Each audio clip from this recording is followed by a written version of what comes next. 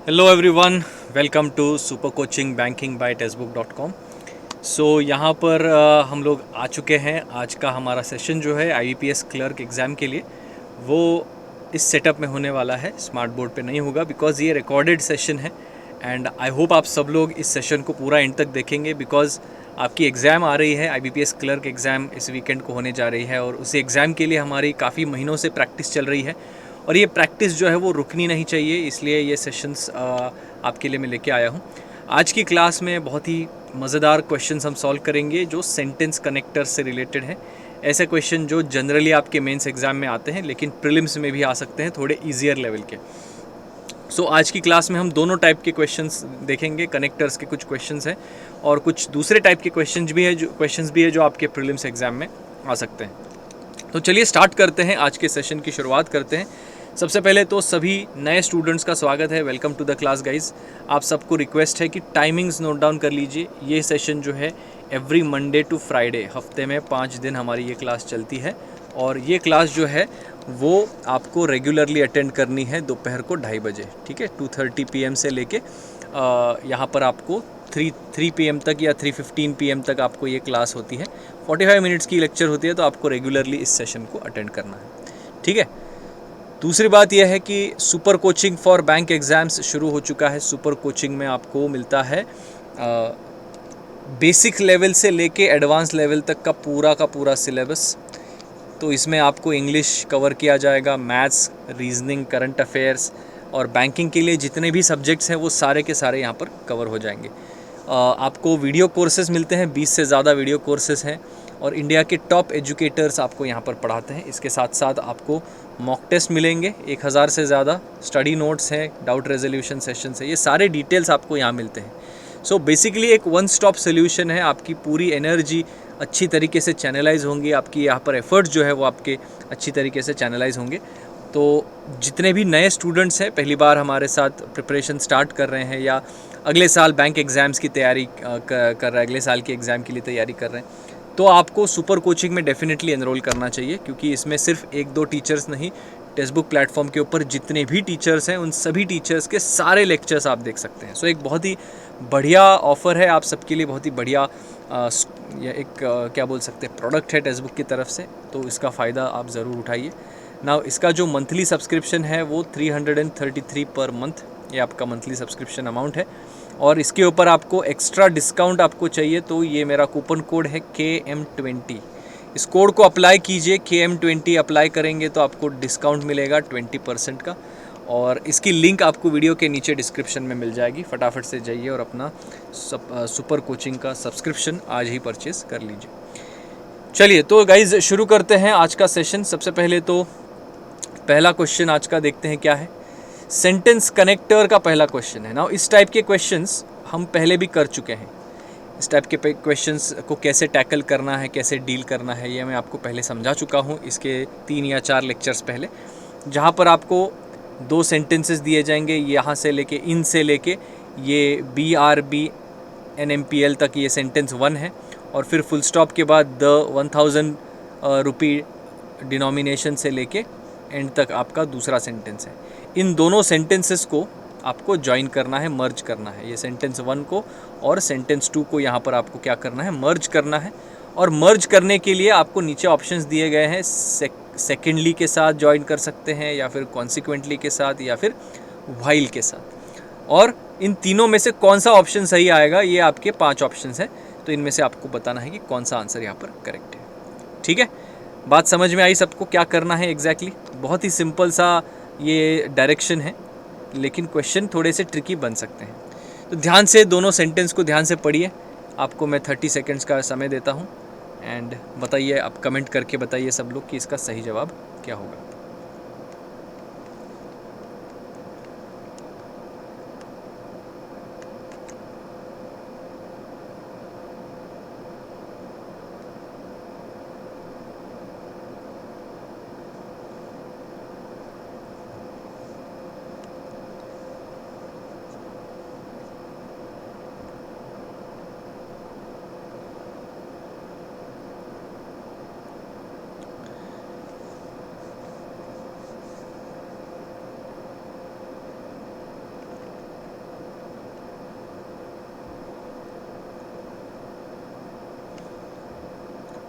चलिए, तो यहाँ पर अगर हम देखें तो पहला सेंटेंस बोल रहा है कि in reply to an RTI inquiry, right to information की एक इंक्वायरी हुई थी या क्वेरी हुई थी, filed by the media, media ने फाइल की है।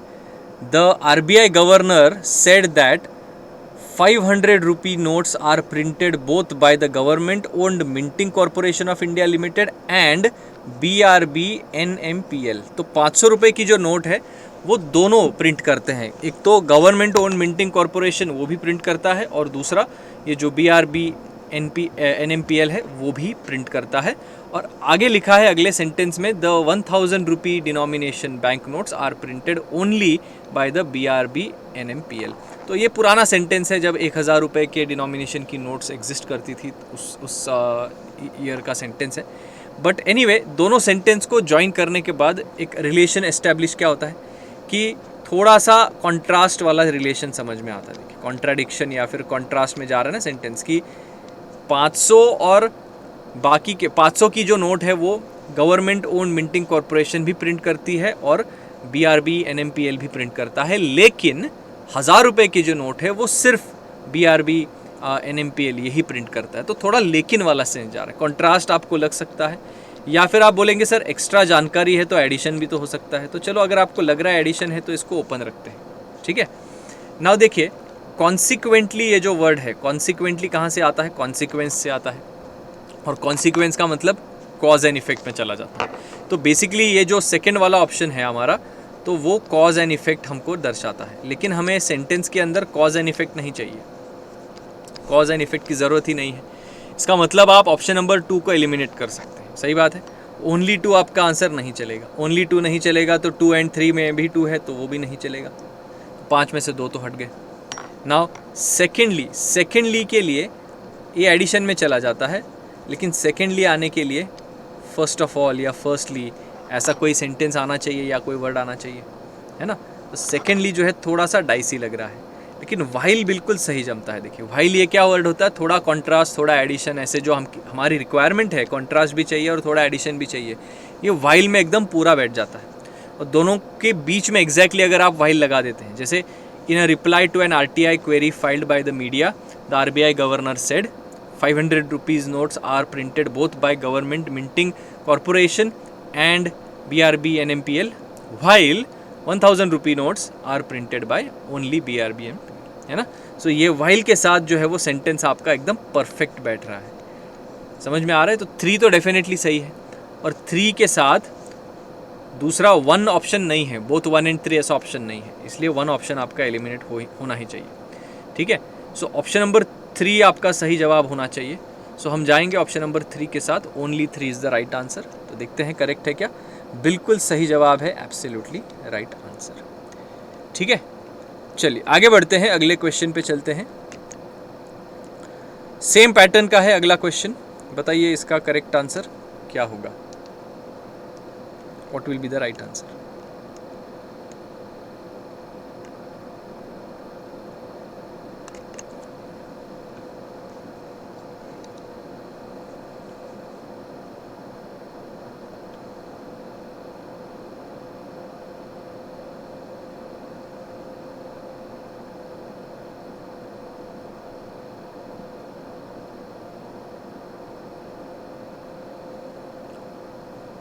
MEITY, MEITY is all set to form a strong base in India for digitized payments.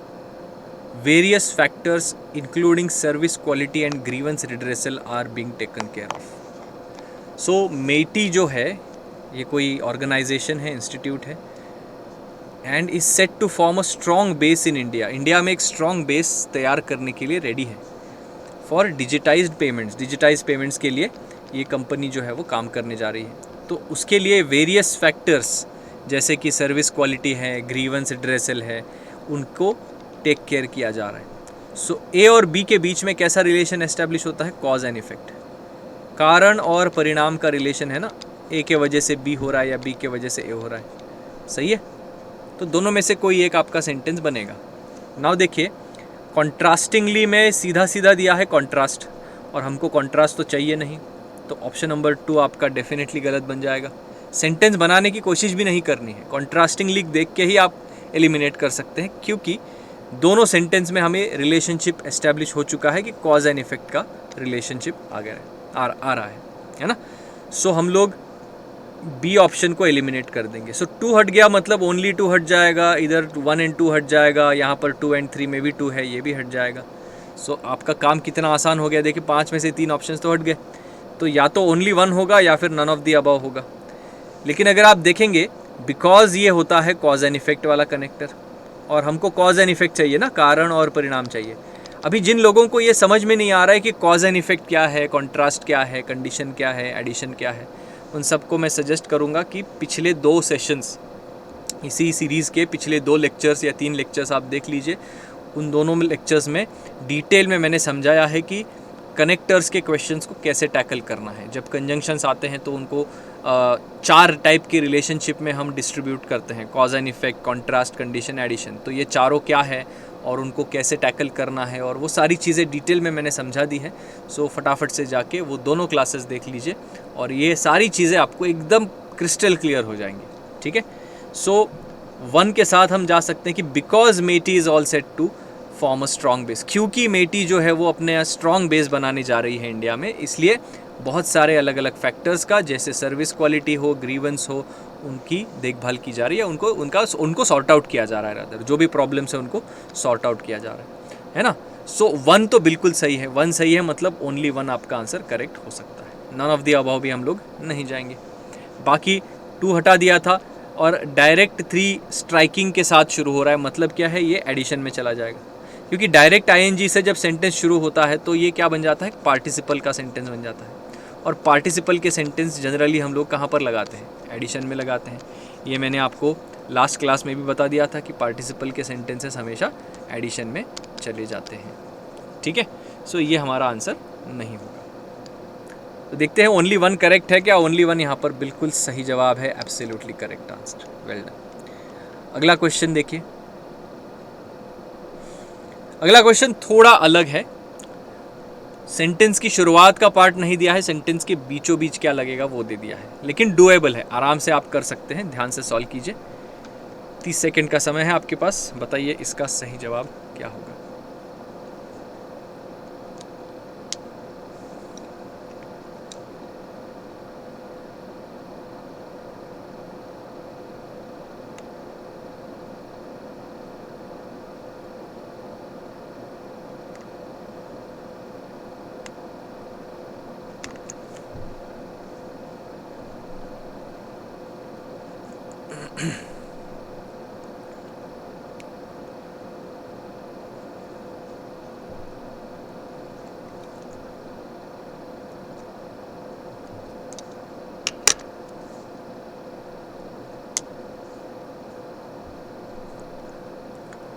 Following the demonetization of rupees 500 and 1000 notes in November 2016, 22 billion pieces of currency notes were withdrawn from circulation.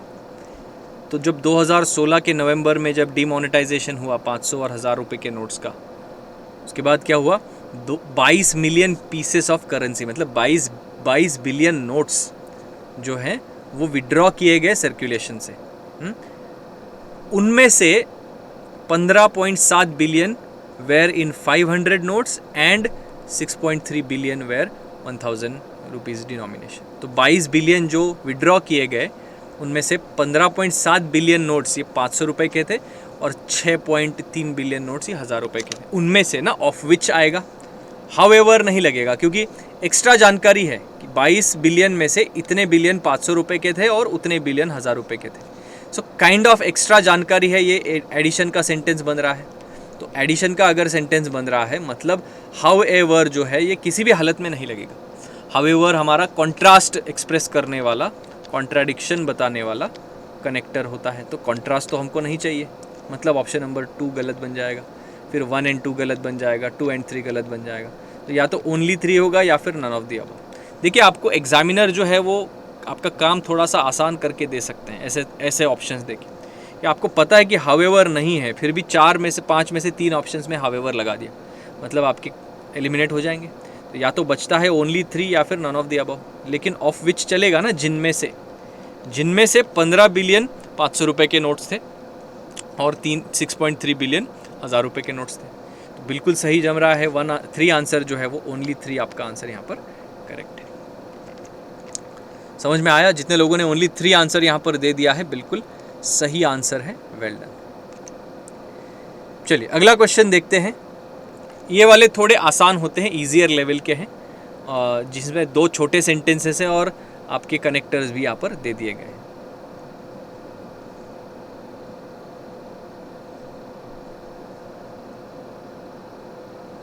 Try कीजिए।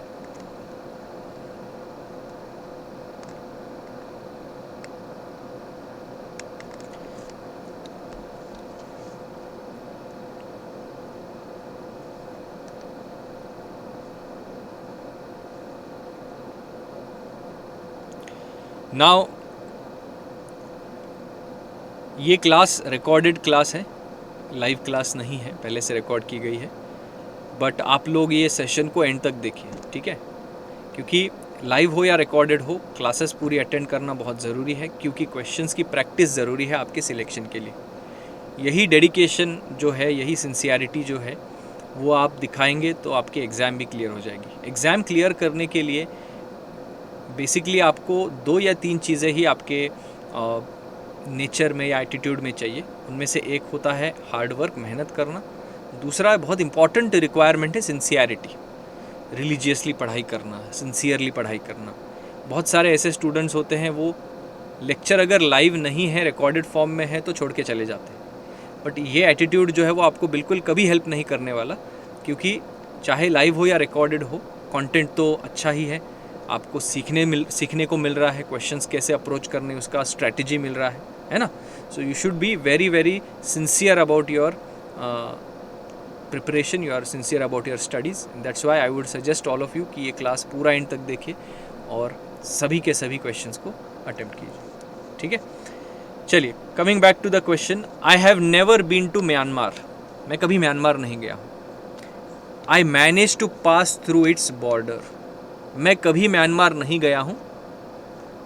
आई manage to pass through its border, लेकिन उसकी border cross करने में जैसे तैसे manage किया मैंने। तो ये ए और बी के बीच में कैसा रिलेशनशिप आपको लग रहा है? सेंटेंस ए और बी के बीच में कैसा रिलेशनशिप आपको लग रहा है? इजीली समझ में आता है, यहाँ पर कॉन्ट्रास्ट का रिलेशन है, कॉन्ट्राडिक्शन है ना। मैं कभी म्यांमार नहीं गया, इसके बावजूद मैं म्यांमार की बॉर्डर क्रॉस कर पाया, के बावजूद। तो आपको लग रहा इंस्पाइट ऑफ आपको लग सकता है और बट लग सकता है, क्योंकि दोनों के दोनों कॉन्ट्रास्ट एक्सप्रेस करते हैं। बिसाइड्स नहीं आएगा, क्योंकि बिसाइड्स ये क्या डिनोट करता है हमको? बिसाइड्स हमको डिनोट करता है एडिशन, एक्स्ट्रा जानकारी डिनोट करता है, ठीक है? सो बिसाइड्स नहीं चलेगा। ऑप्शन नंबर 2 आपका आंसर यहाँ पर गलत है। 2 गलत है तो ओनली 2 गलत हो जाएगा, 2 एंड 3 गलत हो जाएगा। तो या तो ओनली 1 हो सकता है या फिर ओनली 3 हो सकता है। ऑल ऑफ दीज भी नहीं चलेगा, क्योंकि 2 ऑप्शन हमने एलिमिनेट कर दिया, ठीक है? ना अगर आप देखें, इंस्पाइट ऑफ जो वर्ड होता है ना, ये एक प्रीपोजिशन होता है, और इंस्पाइट ऑफ के बाद जेरंड लगाते हैं आईएनजी फॉर्म में। अगर आपको इंस्पाइट ऑफ लिखना है तो आई मैनेज नहीं चलेगा, इंस्पाइट ऑफ मैनेजिंग। समझ में आ रहा है? इंस्पाइट ऑफ मैनेज्ड के जगह यहाँ पर आना चाहिए था मैनेजिंग। अगर आईएनजी फॉर्म में, जेरंड फॉर्म में होता तो इसके बारे में हम लोग एक बार सोच सकते थे, लेकिन मैनेज्ड है मतलब मेन वर्ब की तरह यूज़ किया, तो डेफिनेटली नहीं चलेगा। सो ऑप्शन नंबर 1 भी आपका गलत है। 1 गलत है मतलब ओनली 1 भी गलत हो जाएगा फिर। तो सही जवाब एक ही बचता है, और वो है ऑप्शन नंबर 3, ओनली 3 लगाएंगे। बट ये कंजंक्शन का काम करता है, कंजंक्शन के बाद आप नया सेंटेंस स्टार्ट कर सकते हैं कि I have never been to Myanmar but I manage to pass through its border. तो सही जवाब यहाँ पर बनता है ओनली 3। जितने लोगों ने आंसर ओनली 3 दिया है, बिल्कुल करेक्ट आंसर है। Well done all of you, बहुत बढ़िया, ठीक है? चलिए आगे बढ़े, अगले क्वेश्चन पे चलते हैं। एक और क्वेश्चन है अपने स्क्रीन के ऊपर। कनेक्टर के क्वेश्चन ही आज हम लोग ज़्यादा सॉल्व करेंगे, क्योंकि एक बहुत ही इंपॉर्टेंट चैप्टर है। मेंस में आते हैं ऐसे क्वेश्चंस, प्रीलिम्स में भी आ सकते हैं। बहुत सारे स्टूडेंट्स को पता नहीं होता कि उनको टैकल कैसे करना है या इनको सॉल्व कैसे करना है। बहुत ही सिंपल सा टेक्निक है, कंजंक्शन की रिलेशन एस्टेब्लिश कर दो, आपका काम आसान हो जाएगा, बहुत आसानी से सॉल्व हो जाते हैं।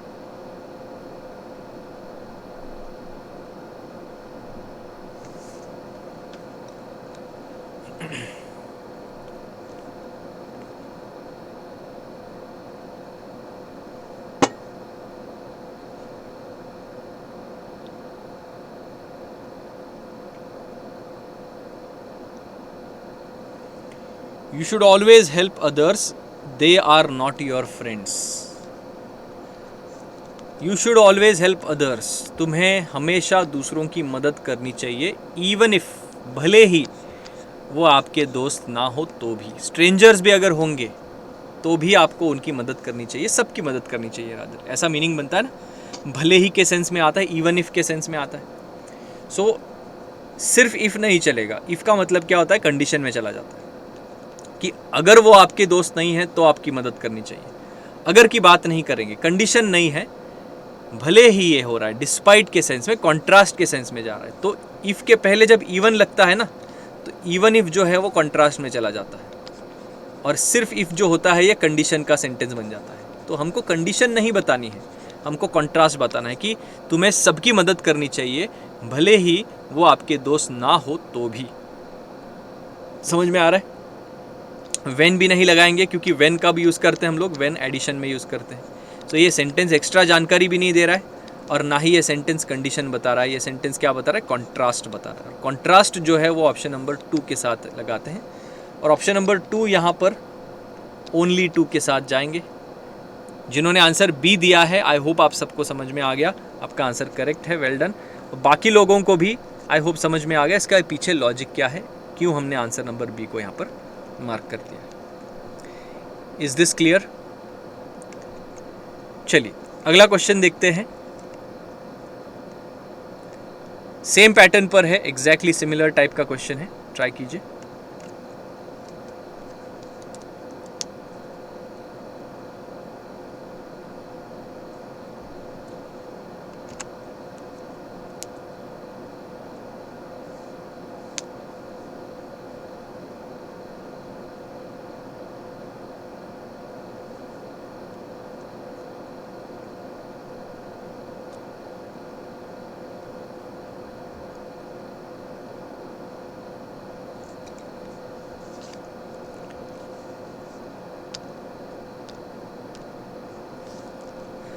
My father was cleaning the house, मेरे पिताजी जो है वो घर क्लीन कर रहे थे। I washed all the kitchen utensils, मेरे फादर घर की साफ सफाई कर रहे थे और मैंने किचन के जितने भी बर्तन थे वो सारे धो दिए। एक्स्ट्रा जानकारी है ना, ए और बी के बीच कैसा रिलेशन आता है, एडिशन का रिलेशन आता है। फादर घर क्लीन कर रहे इसलिए मैं किचन के यूटेंसिल्स धो रहा हूँ क्या? नहीं, फादर घर क्लीन कर रहे हैं और मैं किचन के यूटेंसिल्स धो रहा हूँ। एड ऑन इन्फॉर्मेशन है, एक्स्ट्रा जानकारी है, एडिशन की तरह आएगी। सो नहीं चलेगा। सो ये कहाँ लगाते हैं, कॉज एंड इफेक्ट में लगाते हैं, कारण और परिणाम में लगाते हैं। तो हमने पहले ही कॉज एंड इफेक्ट को हमने क्या कर दिया है, रिमूव कर दिया है हमारे सीक्वेंस से, तो नहीं चलेगा। 2 नहीं चलेगा, मतलब 2 वाले जितने ऑप्शन से आप एलिमिनेट कर सकते हैं। नाउ दैट नहीं आएगा, मीन वाइल। मीन वाइल का मतलब क्या होता है, के दौरान, के दरमियान। मेरे फादर जो है वो घर क्लीन कर रहे थे, मीन वाइल उसी दौरान I washed all the kitchen utensils, तो बिल्कुल सही आएगा, है ना। नाउ दैट जब आता है, नाउ दैट ये कंडीशन का थोड़ा सा एसेंस देता है। जैसे now that you have come let us eat food, अब जबकि तुम आए ही हो, चलो खाना खा लेते हैं। समझ में आ रहा है, तुम आए हो इसलिए हम खाना खा रहे हैं। तो ये थोड़ा सा कंडीशन और थोड़ा सा कॉज एंड इफेक्ट में चला जाता है, कारण और परिणाम में। लेकिन दोनों हमको नहीं चाहिए, ना कॉज एंड इफेक्ट चाहिए ना कंडीशन चाहिए नाउ दैट को लेके, इसलिए 1 भी हट जाएगा। तो ओनली 3 आपका आंसर यहाँ पर सही होना चाहिए। थर्ड ऑप्शन के साथ जाएंगे, सी आंसर बिल्कुल सही जवाब है, एब्सोल्युटली करेक्ट। समझ में आया सबको? Is this clear? यस। चलिए अगला क्वेश्चन देखते हैं। एक और सेंटेंस कनेक्टर का क्वेश्चन है, बहुत ही इंटरेस्टिंग क्वेश्चन है, ये वाला सॉल्व कर दीजिए।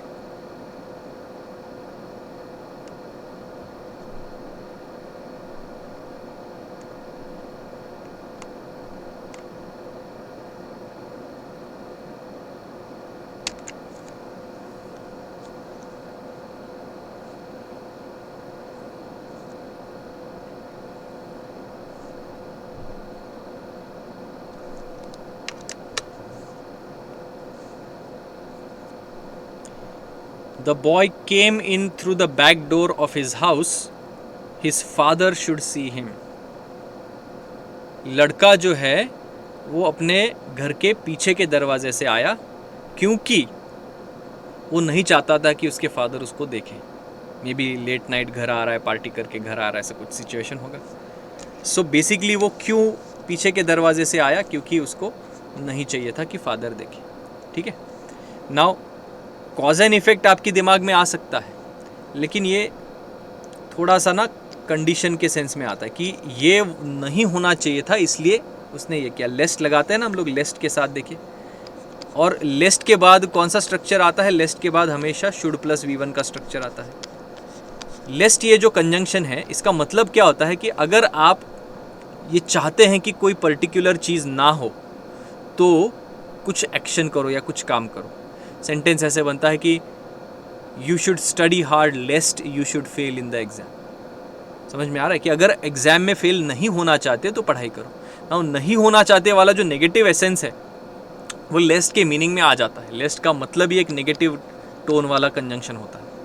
सो यहाँ पर सेंटेंस ऐसे बनेगा, the boy came in through the back door of his house lest his father should see him. ऐसा सेंटेंस बनाएंगे, lest his father should see him. बिल्कुल सही जवाब है, 1 के साथ जाएंगे। बिकॉज नहीं चलेगा, अनटिल जो होता है वो टाइम के साथ लगाते हैं कि जब तक उसके फादर उसको नहीं देखेंगे तब तक वो नहीं आएगा। ऐसा मीनिंग बनेगा सेंटेंस का, जो कि गलत सेंटेंस बनेगा। तो 2 और 3 आपके गलत हैं, 2 और 3 गलत हैं, मतलब ये चारों ऑप्शंस गलत हो जाएंगे। Only 1 here is the right answer, और ओनली 1 यहाँ पर सही है क्या? बिल्कुल करेक्ट आंसर है, एब्सोल्युटली राइट, स्पॉट ऑन।